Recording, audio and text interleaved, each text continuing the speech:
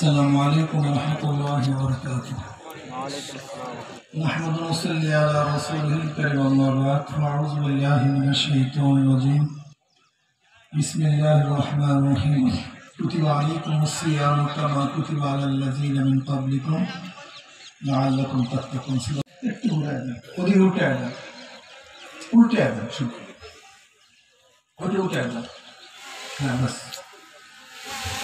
ভাই এটা বন্ধ করেন তো, এই ড্রোনটা। আমি 2-1 মিনিট কথা বলবো, তো খেয়ালের সাথে কথা শোনার চেষ্টা করি। কথা অনেক বলার কথা ছিল, কিন্তু আসলে সময় নেই একেবারে। এখানে অনেকগুলি আমি বিভাগ দেখতেছি: রাষ্ট্রবিজ্ঞান বিভাগ, ইতিহাস বিভাগ, মার্কেটিং বিভাগ, ব্যবসা প্রশাসন বিভাগ, নৈতিক বিভাগ কিন্তু আমাদের এখানে নেই। আসলে মূল সমস্যা এখানে বাংলাদেশের অভাব থেকে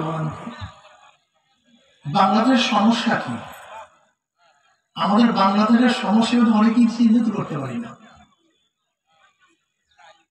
বাংলাদেশের ভূখণ্ডের মধ্যে যেই পরিমাণ শিক্ষিত লোক আছে, গোটা দুনিয়ার এই পরিমাণ ভূখণ্ডের মধ্যে এত শিক্ষিত লোক আপনি পাবেন না। আমাদের যে ভূখণ্ড, এতে আমরা যেই পরিমাণে শিক্ষিত, গিয়ে দেখবেন অন্য রাষ্ট্রের মধ্যে এত শিক্ষিত লোক নেই। আমাদের ইঞ্জিনিয়ার অভাব নেই। প্রতি বছর এই বিএম কলেজ থেকে কত ছাত্র বের হয়, কত ছাত্রী বের হয়, বুয়েট থেকে, মেডিকেল থেকে, ইউনিভার্সিটির থেকে। প্রতিষ্ঠানের কোনো অভাব নেই, কিন্তু আমাদের সবচেয়ে বড় অভাবটা কি? নীতি আদর্শ। এটা আমার গবেষণা বলছি। আমি দেখছি আমাদের সবচেয়ে বড় প্রয়োজন, অভাবটা হলো নীতি আদর্শ। নীতি আদর্শ বলতে আমাদের মধ্যে এখন আর কিছুই নেই, সবই ধ্বংস করে ফেলেছে। আপনারা পত্রিকার হেডলাইনে দেখেছেন, সকল শিক্ষিত চোর না, কিন্তু যারা চুরি করে সবাই শিক্ষিত। আমার বক্তব্য আপনারা দেখেছেন, সকল শিক্ষিতই চোর না, কিন্তু যারা চুরি করে তারা সবাই শিক্ষিত। বুয়েটে আবরার ফাহাদকে কে হত্যা করেছে? সব শিক্ষিত পোলাপান, ব্রেনি পোলাপান। জাহাঙ্গীর বাসের একটা ধর্ষণ করার পর সে চুরি কে পালন করেছে? শিক্ষিত পোলাপান। নির্বিচার ঢাকা ইউনিভার্সিটিতে মানুষগুলি কি হত্যা করেছে? এই ব্রেনি পোলাপানগুলি। এটা শিক্ষার অভাব নাই, কিন্তু নীতি আদর্শ। দেখেন, আমরা এই কয়েকদিন আগে আসিয়া ধর্ষণের বিরুদ্ধে বহু স্লোগান দিচ্ছি, কিন্তু ধর্ষণ বন্ধ হবে কিভাবে এরকম প্রোগ্রাম করে আমাদের মধ্যে নেই। আমরা আইন দিয়ে সবকিছু কন্ট্রোল করতে পারি, আইন দিয়ে কিন্তু সবকিছু কন্ট্রোল করা সম্ভব না। আইন দিয়ে সবকিছু কন্ট্রোল করা সম্ভব না। যদি আইন দিয়ে সবকিছু কন্ট্রোল করা সম্ভব হতো, তাই দুদকের চেয়ারম্যান দুর্নীতি করেছেন। যারা মাদকে চাকরি করে, সেই মাদক নিয়ন্ত্রণ অধিদপ্তরের লোকগুলি মাদকের খুনিকে ধরবে। সেই র্যাব কেন নারায়ণগঞ্জে 7 জন খুন করছে? যে পুলিশ আমাদের সংশোধন করবে, সেই পুলিশ কেন অবৈধ হত্যা করছে?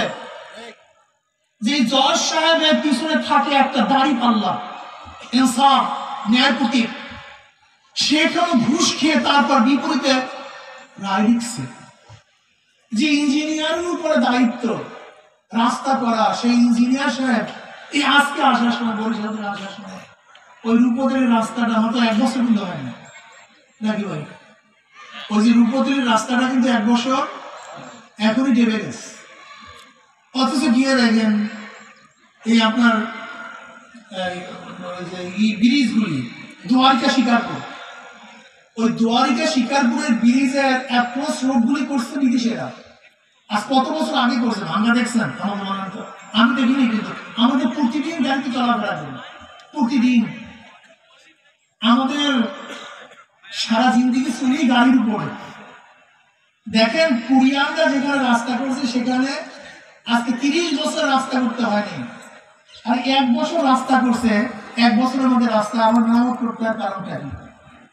ম্যাগনার উপর ব্রিজ করছে জাপানিরা, টাকা যা বাঁচছে বা ফেরত দিয়ে গেছে, ভাই টাকার প্রয়োজন হয়নি। কিন্তু দেখেন আমাদের পদ্মা ব্রিজের মধ্যে কতবার টাকা বৃদ্ধি করতে হয়েছে। আমি কথা বুঝাতে পারবো সমস্যা কোন জায়গায়। আমাদের বাংলাদেশের সবচেয়ে বেশি চিকিৎসা খাতে বরাদ্দ, শিক্ষা খাতে বরাদ্দ, প্রতিরক্ষা খাতে বরাদ্দ সবচেয়ে বেশি। কিন্তু আমাদের বরিশাল মেডিকেলে গিয়ে দেখবেন কুকুরও থাকে না, এত ময়লার জায়গা। আপনি যান, আপনি তো পারবেন না, দোকান কোনো কায়দা নেই, অথচ গিয়ে দেখেন কি পরিমাণে বরাদ্দ, বরাদ্দের কোনো শেষ নেই, সীমা নেই। কিন্তু কাজ তো এই অবস্থা চলতেছে। আজকে যেই পরিমাণে শিক্ষাতে বরাদ্দ হয়, তবে বাংলাদেশের একজন গরিব মেধাবী ছাত্র নিজের পয়সা দিয়ে পড়াশোনা হইতো না, কিন্তু হাজারো মেধাবী ছাত্ররা আজকে অর্থনৈতিক করতে পারতেছে না। এর কারণটা বিশ্বাস করবেন না, আমি হাজারো গবেষণা করে দেখছি, আমাদের মূল সমস্যা খাদ্যের না, মূল সমস্যা শিক্ষার না, মূল সমস্যা জনবলের না, মূল সমস্যা নীতি আদর্শ। এটা নাই, একেবারে ক্লিয়ারলি নেই। আজকে যদি আমাদের নীতি আদর্শ থাকতো, আমরা এমন একটা দেশ পেয়েছি, আল্লাহ এমন এক দেশ উপহার দিয়েছেন। যদি সৌদি আরবে মাত্র 50 বছর অবরুদ্ধ করে, 50 বছর বাদ দেয়, যদি 1 বছর অবরুদ্ধ করে সমস্ত মানুষ মারা যাবে, খাদ্য হয় না, জল হয় না, খানা হয় না, সবকিছু বাহির থেকে যেতে হয়, কি বলা ঠিক না? কিন্তু বাংলাদেশ যদি 1000 বছর অবরুদ্ধ করে, কত বছর? 1000 বছর কি হবে? কিচ্ছু হবে না, বরং আমরা এস্টাবলিশ হবে। উদাহরণস্বরূপ এতদিন একটা ফাটায় ভাই, ইফতারের সময় জ্ঞান করিয়া নেবে, যারা যা পাবেন নয়তো ভাগ করে খাবো, সমস্যা কি? জ্ঞান করে না, কথা শোনেন। আমরা এতদিন কি জানতাম? ভারত যদি আমাদের পেঁয়াজ, চাল, ডাল, আলু বন্ধ করে দেয়, অবস্থা করে আসে কি সবার মাথার মধ্যে ছিল না? কিন্তু এখন কি অবস্থা? ভারতে বয়কট করার পরে আলুর দাম কমছে, ভারতকে বয়কট করার পরে পেঁয়াজের দাম কমছে, ভারতকে বয়কট করার কারণে রসুনের দাম কমছে, নিত্য প্রয়োজনীয় দ্রব্যমান কমছে। ঠিক ভারত যদি বয়কট করেন, এই বাংলাদেশ পরাশক্তি হবে, গোলাম চিন্তা ভাবনা চলে যাবে, গোলাম চিন্তা ভাবনা থাকবে না। মুসলমান কোন জাত? ইতিহাস তো পড়ি। এই যে আওরঙ্গজেবের আজকে কবরের উপর হামলা হচ্ছে, কারণটা কি জানেন আপনি? ইতিহাসবিদরা কি বলেছে আপনাদেরকে? আওরঙ্গজেব এই খারাপ ছিল, সেই খারাপ ছিল, দারা সুজা মুরাদ হত্যা করেছে, নিজের আপন ভাই হত্যা করেছে। কিন্তু আওরঙ্গজেব নিজে হত্যা করেন, ইতিহাস তো আমরা অনেকেই জানি না। বিচারক রায় প্রদান করেছে। দারা শাহজাহানের বড় সন্তান ছিল, সে তো ঠাকুর হয়ে গেছিল, সে তো মদ্যপায়ী ছিল, সে তো দেশদ্রোহী ছিল, তাকে কি করবে আমাকে বলেন তো? যাই হোক, আমি সেই ইতিহাসে যাবো না। আজকে হিন্দুরা আওরঙ্গজেবের কবরে তো হামলা করছে কেন? আওরঙ্গজেব 50 বছর সম্রাট ছিলেন, বাদশাহ আলমগীর 50 বছর সম্রাট ছিলেন।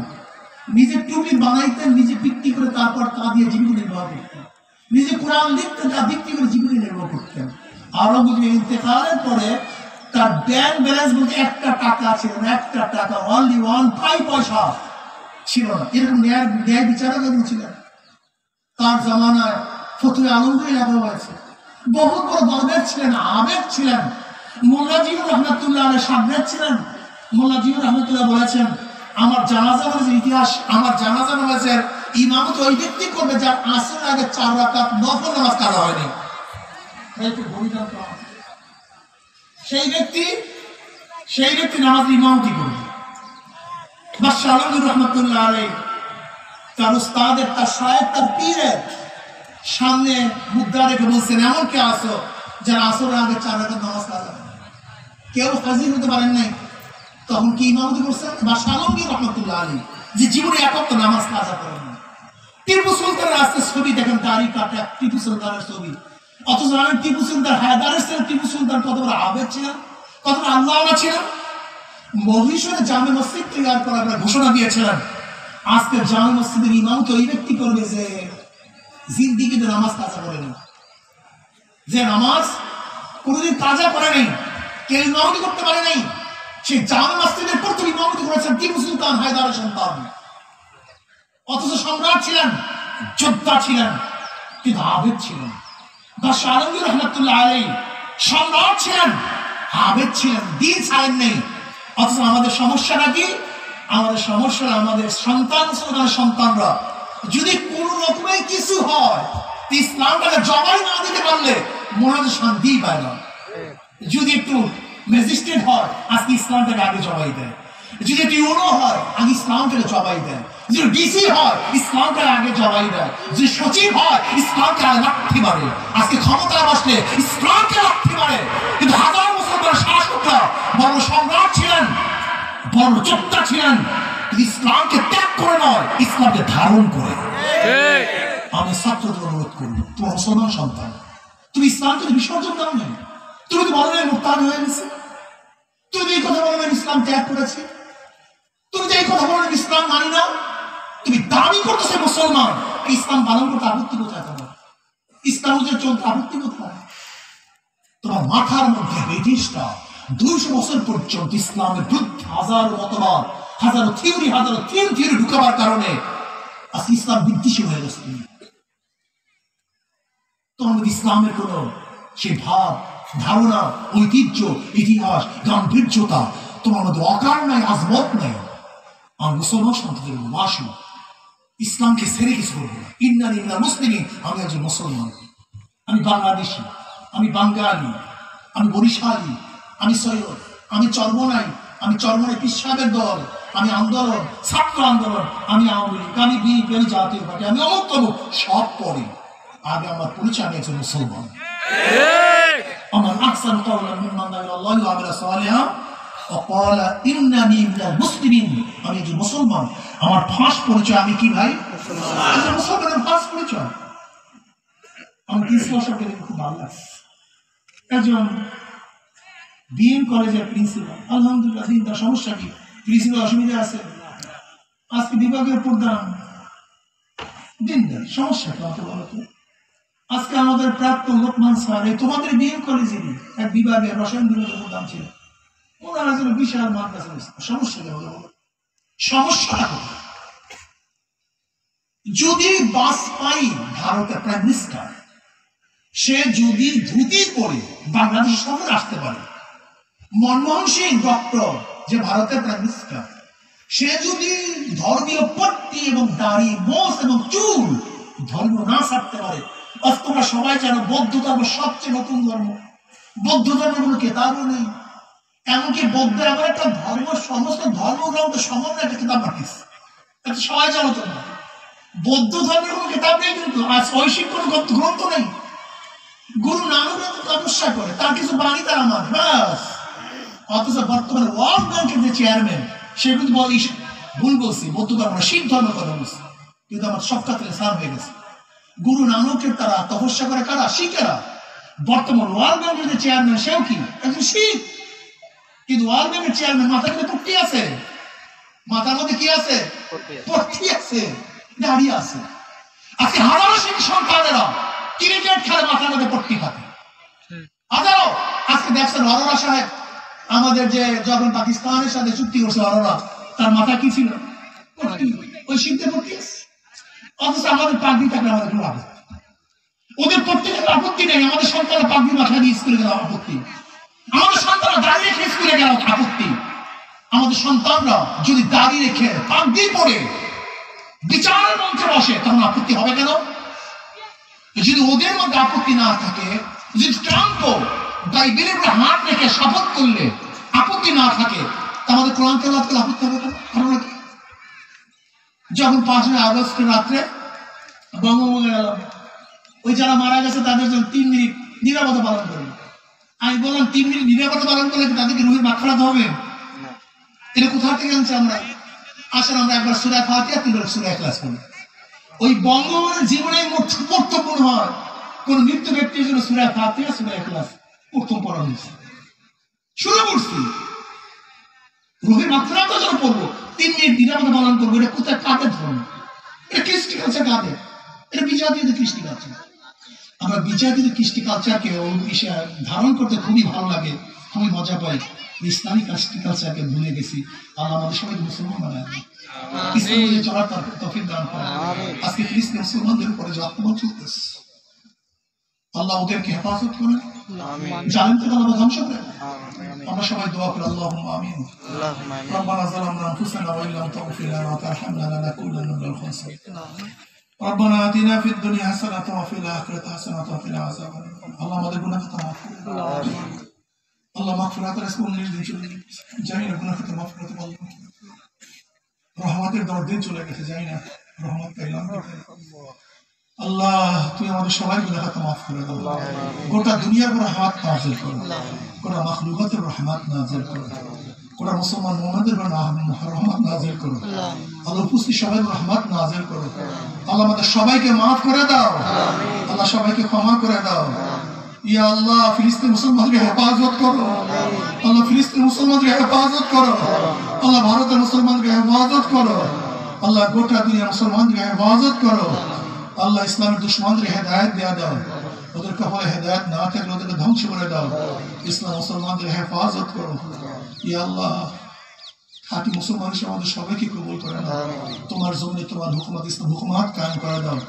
ইসলাম হুকুমাতের জন্য সাহাবায়ে কিরামদের নমুনা সহিহ জাদ্দোজাহাদ করার তৌফিক দিয়ে দাও ইয়া আল্লাহ ইসলামের পক্ষে কাজ করার তৌফিক দিয়ে দাও আল্লাহ যতদিন জিন্দা ইসলামকে জিন্দা রাখিও যখন শেষ ডাক দিও ইমানের সাথে ডাক দিও আমরা যারা হাত তুললাম যাই না কার মা নাই বাবা নাই স্ত্রী নেই স্বামী নেই সন্তান নেই দাদা নেই দাদু নেই নানা নাই নানু নেই যত মুমিন মুমিনাত মুজাহিদরা কবরে শহীদ হয়েছে সবার কবরে আযাবকে চিরতরে মাফ করে দাও আমাদের শাইখ মুর্শিদের কবরে জান্নাতের বাগিচা মা দাদা সহ तमाम দুনিয়ার মাশায়েখদের মাকামে জান্নাত মধ্যবন্দি করে দাও رب ارحمهما كما ربياني صغيرا আমাদের দেশকে সব দিক থেকে হেফাজত করো সুবহান রাব্বিকা রাব্বিল ইজ্জাতি আম্মা ইয়াসিফুন সালামুন আলাল মুরসালিন আলহামদুলিল্লাহ আসসালামু আলাইকুম ওয়া রাহমাতুল্লাহ আমাদের আগের কমিটি বিলুপ্ত করে নতুন কমিটি ঘোষণা করছি সভাপতি জিয়াউর রহমান নাইম ডিন কলেজের নতুন কমিটি সভাপতি জিয়াউর রহমান নাইম সহসভাপতি ইমাম হাসান সাধারণ সম্পাদক আব্দুল হান্নান শাকিল আলহামদুলিল্লাহ বর্তমান আমাদের সভাপতি কেন্দ্রীয় সুরা চলে গেছে আলহামদুলিল্লাহ আল্লাহ কবুল করেন বিসমিল্লাহির রহমানির রহিম আমি নাম বলেন ইসলামী ছাত্র বাংলাদেশের প্রত্যেক দায়িত্ব বলেন নির্বাচিত হয়ে আল্লাহ রাব্বুল আলামিনকে সাক্ষী ওয়াদা করছি যে কাকে সাক্ষী রেখে খুব কঠিন মাসালা খুব কঠিন আমি ইসলামী ছাত্র বাংলাদেশের মূল লক্ষ্য হাসিল ও কর্মশীল বাস্তবায়নে সর্বত্র প্রস্তুতি চালানো কি আমার জীবনের সর্বপ্রধান কর্তব্য বলে মনে করব আমি ইসলামী ছাত্র বাংলাদেশের নীতিমালা মেনে চলব এবং নিয়ম শৃঙ্খলা ইনসাফ বজায় রাখতে যথাসাধ্য চেষ্টা করব আমার উপর অর্পিত দায়িত্ব আমানত যথাযথ পালন করব আমি দেশ ইসলাম প্রতিষ্ঠা ও সংরক্ষণের লক্ষ্যে আজম ইসলামী আন্দোলনের সাথে সম্পৃক্ত থাকবো আল্লাহ তোমার ওয়াদা পালন করার তৌফিক দান করেন আমিন এবং সবাই ইয়া ওয়াসিআল ফাদলি ফিল এই পড়তে থাকি ইয়া ওয়াসিআল ফাদলি ফিল ইয়া ওয়াসিআল ফাদলি ফিল কোরআন শিক্ষা আসরের শিক্ষার্থীগণের মাঝে পবিত্র কোরআন কারীম বিতরণ করবেন শাইখে চরমনাই।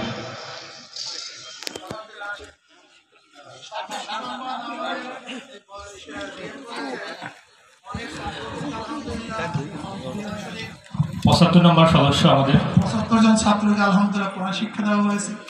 এর মধ্যে এমন কিছু ছাত্র ছিল 25 জন ছাত্রী আছে আলহামদুলিল্লাহ। এমন কিছু ছাত্র ছাত্রী ছিল যারা আসলে কোরআন শরীফ পড়তেই পারত না। আলহামদুলিল্লাহ তাদেরকে আমি কোরআন শরীফ দিচ্ছি। কই একজন আসেন আসেন 2 একজন আসেন। এখন কোরআন কারীম দিবেন আল্লাহ।